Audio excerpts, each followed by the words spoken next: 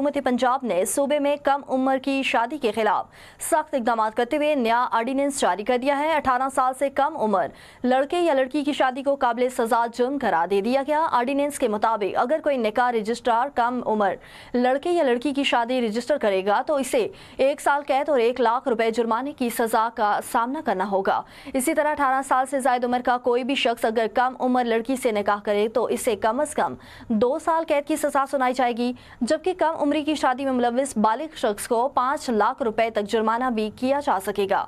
नए कानून के तहत शादी के बाद कम उम्र बच्चे या बच्ची के साथ रिहाइश या इज़दवाजी ताल्लुकात को चाइल्ड अब्यूज करार दिया गया है। इस जुर्म पर 5 से 7 साल कैद और कम से कम 10 लाख रुपए जुर्माने आयद किए जाएंगे।